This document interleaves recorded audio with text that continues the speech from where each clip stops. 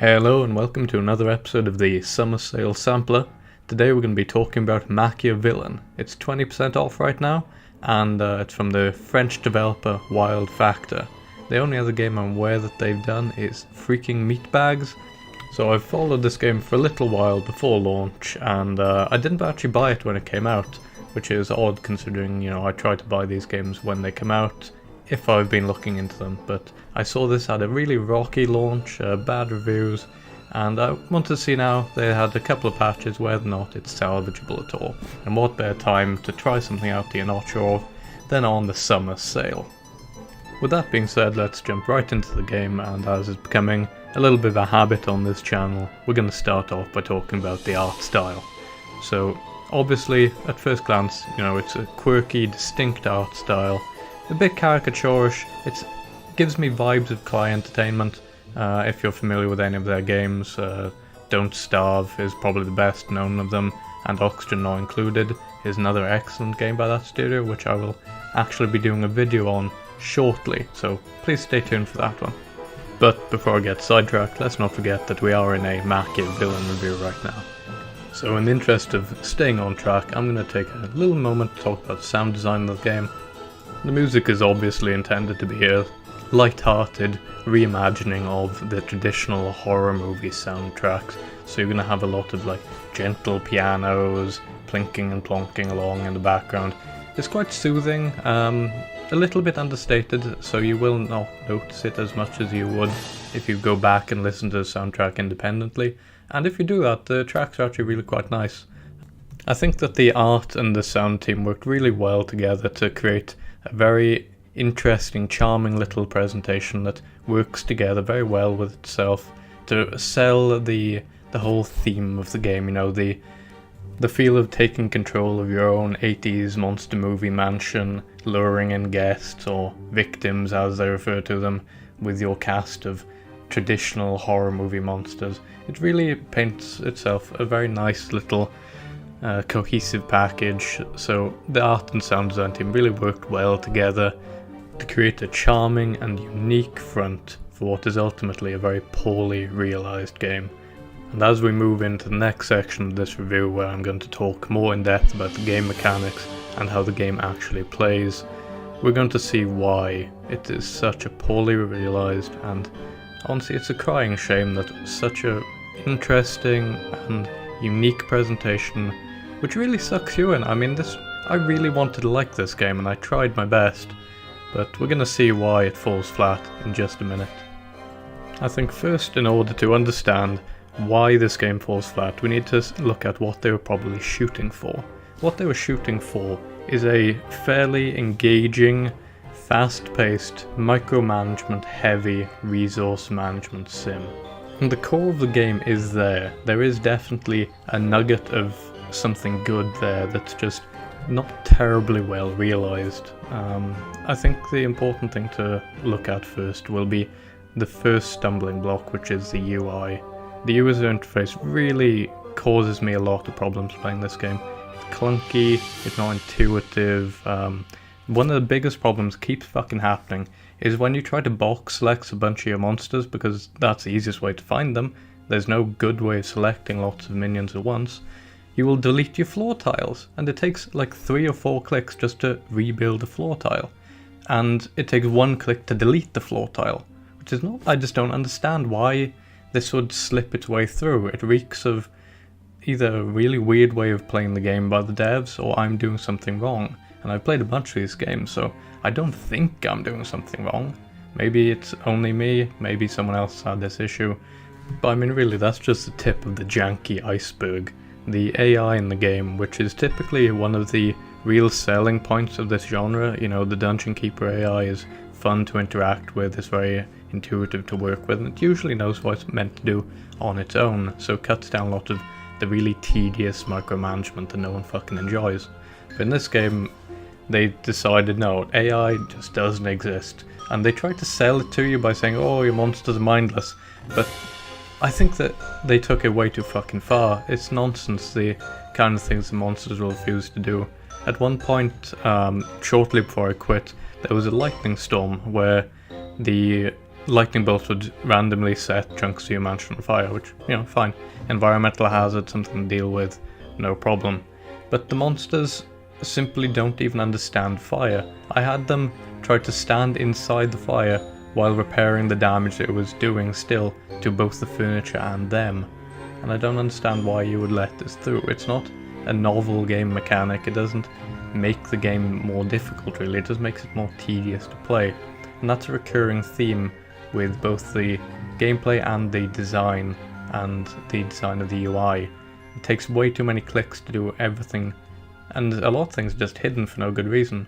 Like recruiting new monsters is hidden in a submenu and it doesn't tell you that it's there, which does bring me on to my next point about the tutorialization, which in my last video I went out of my way to praise Frostpunk in the sheer depth of information it gives you, and it gives you information on everything.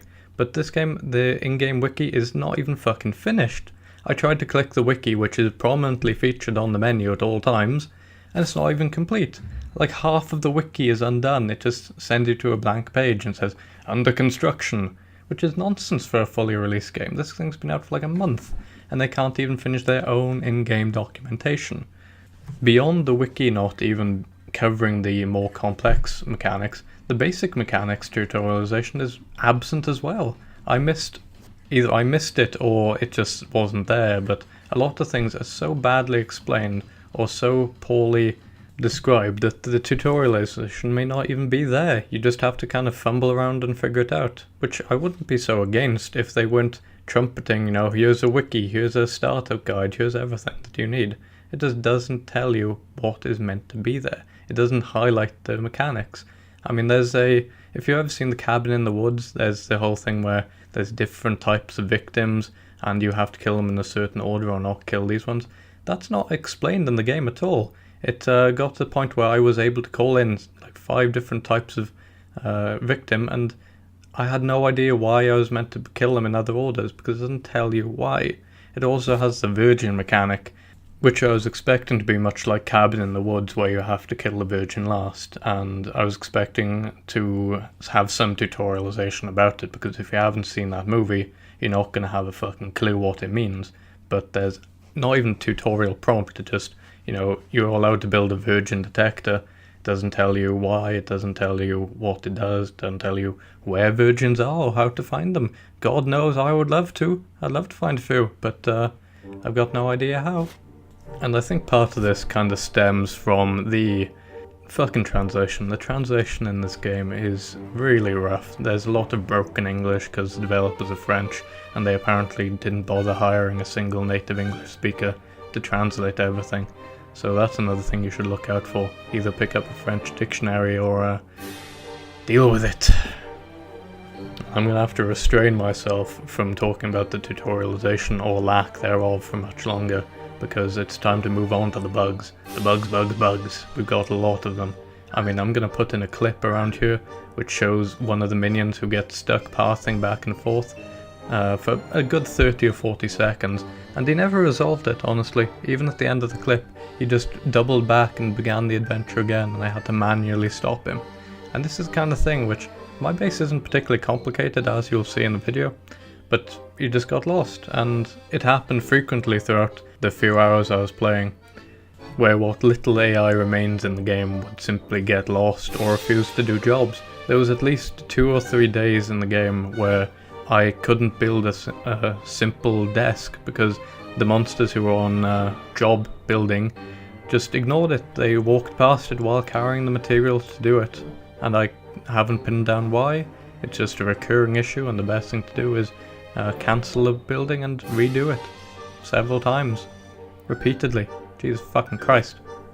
I mean, the whole time I'm playing this, I'm just thinking back to the priority system and the job system in Oxygen Not Included, which has its own foibles, and I'll get to them during that review, but it really makes this game look like a fucking joke. The priority system in this game is virtually non-functional, let alone the proficiency system.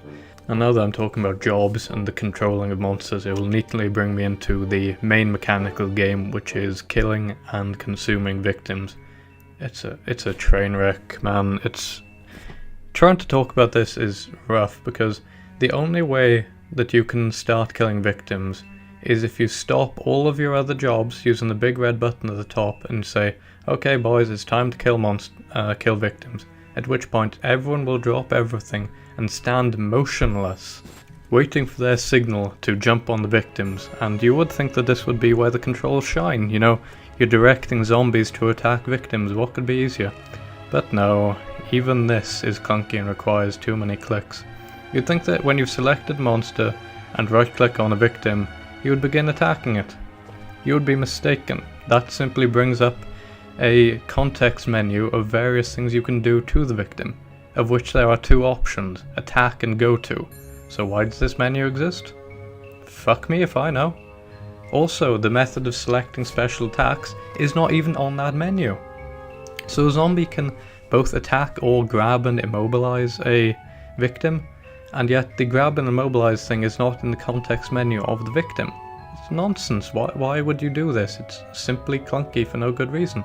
So when you finally manage to get your brain-dead little jobbers to attack the victims, they will engage in the most unsatisfying and boring looking combat I've ever seen, which, again, why is there no animation? There's not even like little context sensitive animations for kill moves. The victim just bursts into parts like it's RimWorld, which they're very clearly trying to ape, you know, when you look at it. I know all that does is make you think, maybe I should be playing another game that's a little bit better executed. But then you look at the presentation, you look at the theme, and it's so fun, it's charming, it's interesting, it's novel, and you say, alright, I want to like this, let's see if I can work my way through this. So I did. I played this game for about 4 hours straight, and it's so nearly right. But all of these minor foibles, which ultimately should just be fixable, but are not going to be fixed, judging by how long it's taking them to do anything, just mounted up for so much that I couldn't enjoy it, and it kills me to see how much wasted potential is here. And again, calling back to that story about the zombies idly marinating themselves in the fire, that's the event which finally managed to make me stop playing the game, and in itself, it's not even that terrible of a situation, you know, it could even be vaguely humorous, but lumped on top of all of the other minor annoyances that just kept piling up, I was just done with it, and I settled down to write this. Well, I say write, but I mean I'm doing this pretty much off the cuff, so as much as it pains me to say it, I cannot recommend this game. I tried my best to like it, and you're welcome to take your own shot at liking this game, but as it stands and the state that it's in right now, I'm gonna give this 2 out of 5 crayons, and I wish I could have refunded it. Thank you for watching. I've been Snub, and I hope that you enjoyed this video. Remember that if the need should overcome you, to click the subscribe button, comment on the video, or even just give me a like. I'd appreciate anything you can do. Thanks, and I'll see you next time on the Summer Sale Sampler.